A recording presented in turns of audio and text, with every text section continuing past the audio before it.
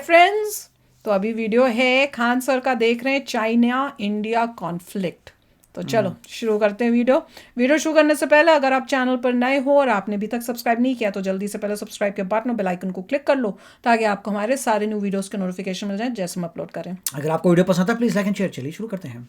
जय हिंद। देखिए, चाइना का एक इतिहास रहा है कि वो एक कम्युनिस्ट कंट्री है और अपने देश के अंदर हो रहे विद्रोहों को दबाने के लिए अपनी जनता को मीडिया से दूर रखता है और विदेशी आक्रमण या किसी छोटे मोटे लड़ाई का सहारा लेता है ताकि वहां की देश इसे भूल सके। ऐसे ही 1962 में हुआ था। 1960 में माओ के खिलाफ वहां आंतरिक विद्रोह की संभावना हो रही थी। माओ ने इसका फायदा उठाते हुए 62 की लड़ाई थोप दी भारत के ऊपर और अक्साई चीन का एरिया कब्जा कर लिया। उसी समय इसने ताइवान के इसे क्या नाम है अरुणाचल प्रदेश को अपना दक्षिणी तिब्बत कहता था। ऐसा नेहरू के समय हुआ था। अभी यहाँ पर सी जिनपिंग जो है इसके समय भी बहुत तेजी से विरोध हो रहा है। चाइना में सी जिनपिंग के खिलाफ बहुत तेजी से बगावत हो रही है। इसने भी वही सहारा लिया जनता का ध्यान भटकाने के लिए। इसने भी भारत से लड़ाई थोपने के लिए कई बार अक्सर उत्साह वाले काम किए हैं। अभी हाल में इसने तवांग में घुस गया। अरुणाचल प्रदेश का जगह है तवांग घाटी। तवांग में जहाँ बोमडीला दर्रा भी है तवांग जिला में है, वहां पे चाइनीज सैनिक ऊपर आने लगे भारतीय पोस्ट पर। भारतीय सैनिकों ने ले डंडा मार के कपार फाड़ दिया सब चाइनीज सबका।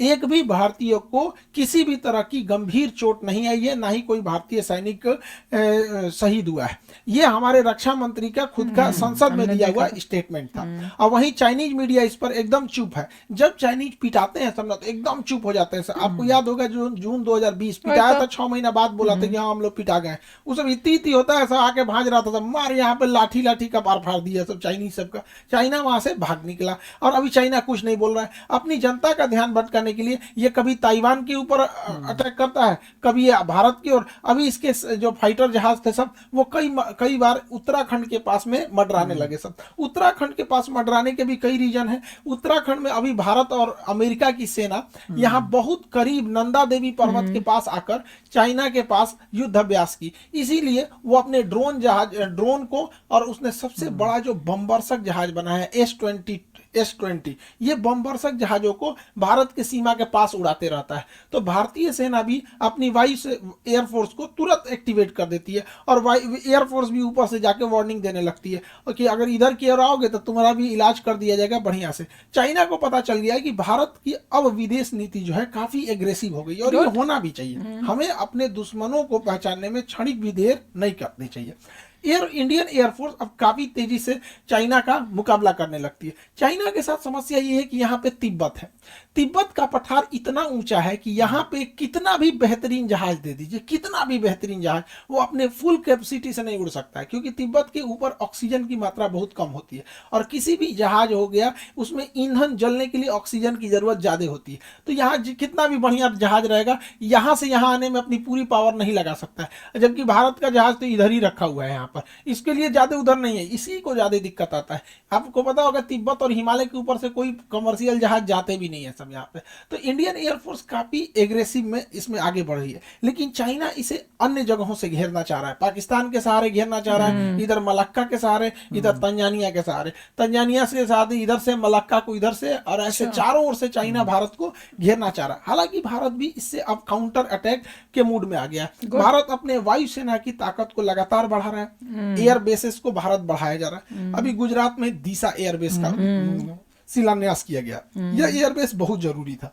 दीसा एयरबेस कहाँ है उससे पहले आपको पाकिस्तान के एयरबेस का आइडिया होना चाहिए। पाकिस्तान के पास ही इधर का एरिया है बलूचिस्तान, इधर उसके दुश्मन कम है अफगानिस्तान है, तो उसमें अफगानिस्तान के पास कोई उतना टेक्नोलॉजी ही नहीं है और उसका ज्यादातर एयरबेस अगर आप देखेंगे तो ये भारत की ओर मिलेगा। ये उसने पाक ऑक्युपाइड कश्मीर है पीओके पे कब्जा कर लिया यहाँ पे।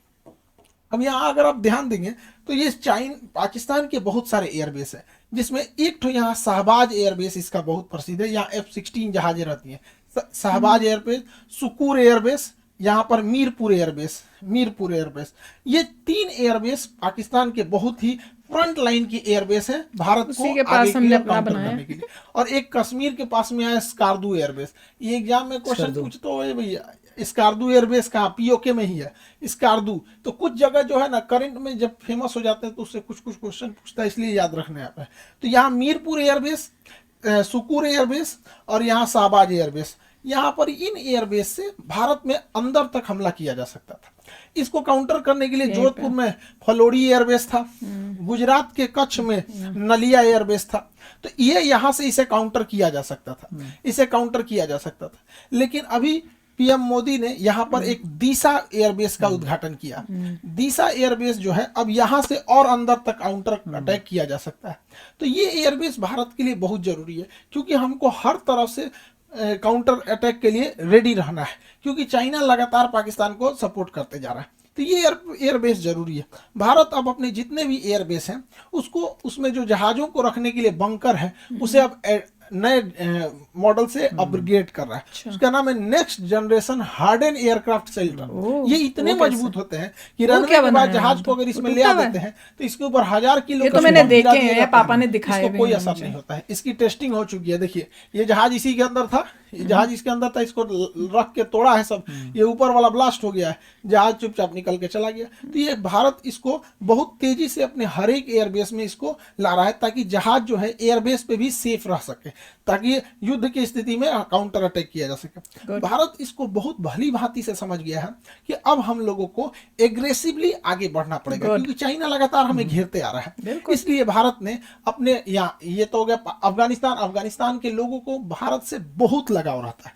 तो भारत में रिलेशन अच्छा है, लेकिन पीओके कब्जा करने की वजह से डायरेक्ट कनेक्शन नहीं है। यहाँ पर है आपका तजाकिस्तान।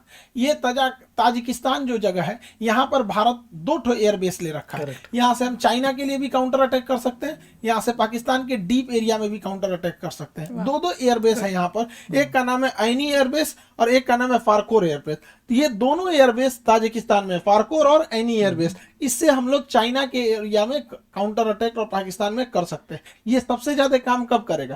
चाइना यहाँ पे सड़क बना रहा है CPEC, China Pakistan economic corridor. इसको इधर से तो अटैक करता ही हो सकता है, इस एयरबेस के थ्रू यहाँ से भी अटैक किया जा सकता है। इसलिए भारत को अब रेडी रहना है, क्योंकि चाइना में अगर ज्यादा विवाद होगा तो पक्का किसी ना किसी से उलझेगा। तो उधर या तो उलझेगा ताइवान से, नहीं तो इधर उलझेगा भारत से। इसलिए सतर्क रहना है हम लोग के लिए। पाकिस्तान से उलझे मैं टेस्ट है। हालांकि भारत बहुत तेजी से अपने कदम आगे बढ़ा रहा है, लेकिन चाइना का सोच क्या है? वो सिल्क रूट के माध्यम से भारत को घेरना चाह रहा है। लेकिन चाइना की टेंशन क्या है? वो मलक्का के पास से यहाँ से भारत को, ये उसके लिए सबसे बड़ी समस्या है, क्योंकि मलक्का के पास भारत बहुत स्ट्रांग है। यहाँ पर हमारा अंडमान निकोबार है। ये अंडमान निकोबार में हमारी तीनों सेना रहती है, थल सेना, वायुसेना, नौसेना। साथ ही यहाँ नीचे में कोकोस आइलैंड है, कोकोस आइलैंड। चाइना यहाँ से या तो मलक्का से होकर निकलेगा या तो सुंडा से होकर निकलेगा। अगर मलक्का से होकर निकलेगा तो अंडमान निकोबार में कुछ आएगा, और अगर सुंडा से होकर निकलेगा तो कोकोस में कुछ आएगा। देखिए कोकोस आइलैंड हमारा नहीं, देखिए कोको अलग है।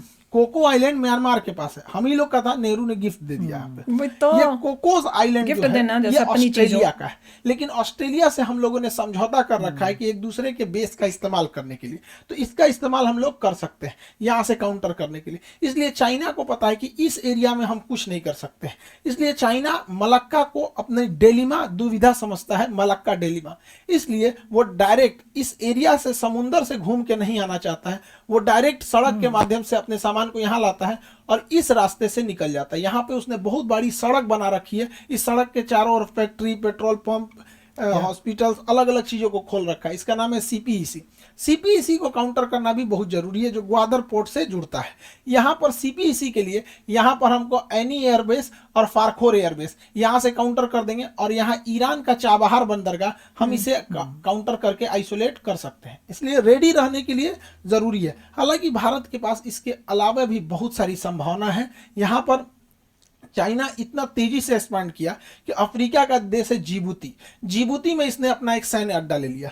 अब जिबूती समुद्र का इतना पतला रास्ता है कि अगर यहाँ स्वेज नहर से कोई भी जहाज यूरोप से आएगी तो उसे जिबूती से जाना ही पड़ेगा, और जिबूती पे उसने एक भाड़े पे सैन्य अड्डा ले लिया है यहाँ पे। लेकिन अच्छी बात यह है कि जहां इसने सैन्य अड्डा लिया है वहां से थोड़ी ही दूरी पर फ्रांस का भी सैन्य अड्डा है, और हमारा और फ्रांस का समझौता है कि हम एक दूसरे के सैन्य अड्डे का इस्तेमाल कर सकते हैं। तो यहाँ ये पैसा दे के सैन्य अड्डा ले रहा है, भारत वहां ऐसे ही पहुंच सकता है। इसके अलावे जरूरी है भारत सरकार को कि यहाँ पे यमन में अभी अशांति फैली हुई है। यमन का यह सोकोत्रा आइलैंड भारत के लिए एक वरदान साबित होगा, क्योंकि अगर हमारा सोकोत्रा आइलैंड पर अब अगर प्रेजेंस बन गया तो यहाँ से हम ग्वादर बंदरगाह को काउंटर कर सकते हैं, यहाँ से हम जिबूती को काउंटर कर सकते हैं, और यहाँ से हमारी सप्लाई लाइन को भी कोई नहीं रोक सकता है।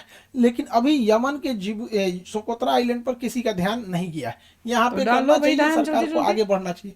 चाइना ने ज्यादा मात्रा में लोन दे रखा है अफ्रीकी देशों को कि उन्हें अपने कर्ज के जाल में फंसा दिया, और इस जाल में फंसाया बढ़िया से तंजानिया को। तंजानिया जो है इसका एक जंजीबार द्वीप है जो दुनिया में सबसे ज्यादा लौंग के उत्पादन के लिए प्रसिद्ध है। तंजानिया के सभी समुद्री तटों को चाइना मांग रहा है कि हमको दे दो लीज पे, ये सारे समुद्र तट पे हम अपने बंदरगाह बनाएंगे। और आपको पता है कि चाइना अगर बंदरगाह बना दिया तो वहां अपनी पनडुब्बी नौसेना की जहाजों को लाएगा। हम लोगों की लाख कोशिशों के बावजूद चाइना का जहाज यहाँ पर अपना लंगर डाल ही दिया। इसलिए इसे काउंटर करने के लिए भी भारत के पास कई सारे द्वीप हैं। सेशेल्स का द्वीप एजम्पशन आइलैंड, जिसपे भारत अपना मतलब बेस बनाने वाला है, सेशेल्स में यहाँ पर है। मॉरिशस में एग्लीगा द्वीप है। ये दोनों द्वीप यहाँ से काउंटर अटैक के लिए यहाँ पर अवेलेबल हो सकते हैं। तो कहने का सेंस ये है कि भारत को पहले से अब रेडी रहना चाहिए, क्योंकि चाइना में जहां उथल पुथल होगा तो शी जिनपिंग अपने देश की जनता का ध्यान अपने ओर से हटाने के लिए वो या तो ताइवान की ओर हमला करेगा या तो फिर भारत की ओर। हालांकि भारत की ओर करेगा नहीं, अब उसको पता है कि 62 नहीं रह गया, यहाँ पे आदमी दौड़ा के मारेगा उसको। हालांकि युद्ध में अब अगर देखेंगे तो वर्तमान परिदृश्य में कई सारी चीजें चेंज हो गए। यूक्रेन युद्ध में ड्रोन ने पूरी तरह से कंप्लीट सिनेरियो को ही चेंज कर दिया। तुर्की जैसा देश ड्रोन के मामले में, ईरान जैसे देश ड्रोन के मामले में बहुत तेजी से आगे बढ़े हैं। तुर्की का कौन सा ड्रोन यूक्रेन में तबाही मचाया, और रूस जैसे शक्तिशाली देश को ईरान से क्यों ड्रोन बनाने पड़े, इसे भी हम लोग समझेंगे। तो फ्रेंड्स देख लो कि किस तरह से चाइना जो है, वो तो सब पता ही है, हमें बहुत पहले से ही पता है किस तरह से जगहें ले लेके वो पूरा कंट्रोल करना चाहता है इंडियन ओशन का एरिया। उसको ये है कि ये मैं किसी तरह से मैं हड़प लूँ और इस पे पूरा मेरा राज चले। पर वही है कि भाई इंडिया को भी उसको काउंटर एक्ट करने के लिए इंडिया भी स्टेप्स ले रहा है। हम थोड़ा स्लो देखिए, हम तो ये कहते हैं काउंटर करने की बात नहीं है, क्योंकि आपको उससे ज्यादा करना है। अब वो टाइम आप ऐसा नहीं वेट कर सकते, अच्छा इसने यहाँ पर तो मैं यहाँ काउंटर करने के लिए करता नहीं। आप पहले से उसका घेराव करिए, आप पहले से एग्रेसिव होकर अपने करिए, जिससे वो आपके पीछे रहे और आप लीडर हैं। तो वही इंडिया कर रहा है। और ये सब बातें जो है इवेंचुअली पैसे से होती हैं। आपकी इकॉनमी बढ़ेगी, पैसा आएगा, तभी ये सब चीज़ें होंगी, राइट। इसीलिए इंडिया अच्छे पाथ पे जा रहा है। अभी मेरे को लगता नहीं है इंडिया किसी से भी वॉर करेगा, क्योंकि हमें आगे बढ़ना है जिससे हम काउंटर करने के लिए रेडी हो सकें। तो काफ़ी अच्छा है। और यहीं पर इंडिया ने दिखाया कि देखिए, आप जहाँ पर भी आप अब इंट्रूजन कर रहे हैं, आपका मुंह तोड़ इंडिया जवाब दे रहा है, बिल्कुल कहीं पर भी। और उसके जो वीडियो लीक हो रही है वो चाहे किसी समय की भी हो, उससे भी क्लियर होता है कि ऐसे जो है चाइना के लोग अंदर घुसते हैं और ऐसे इंडिया लठ मार के उनको पीछे करता है। करता है। कमाल की वीडियो है, देखना दूसरे चैनल में इंडियन अमेरिकन रिएक्शंस में डाली थी। क्या कमाल की वीडियो थी, जिस तरह से उनकी पिटाई करके उनको पीछे भेजा। बोल रहे पहले का दैट्स फाइन, बट पहले का भी हो, उससे भी अंडरस्टैंडिंग आ रही है कि किस तरीके से वो लोग इंटरव्यूड करते हैं। अगर वो पहले का है तो उसमें लोग जो उनके चाइना के जो सोल्जर्स थे वो कम थे, इस बारी तो उससे ज्यादा थे, और हम कम होके हमने उनकी और ठुकाई की है इस बारी। तो वो तो और भी बेटर काम हुआ होगा, जो वीडियो देख रहे हो ना उससे और ज्यादा उनकी पिटाई हुई होगी। तो वैसे कमाल की हमारे सोल्जर्स ने, कमाल है। तो चलो फ्रेंड्स चलते हैं, मिलेंगे नेक्स्ट वीडियो में बहुत ही जल्द। Till then take care and bye bye. तो अगर आप मेरे इस चैनल पे नए हो तो जल्दी से सब्सक्राइब के बटन को हिट करो और बेल आइकन को क्लिक करो, ताकि आपको मेरा जब नया वीडियो मैं लगाऊं आपको उसके बारे में जल्दी से पता चल जाए।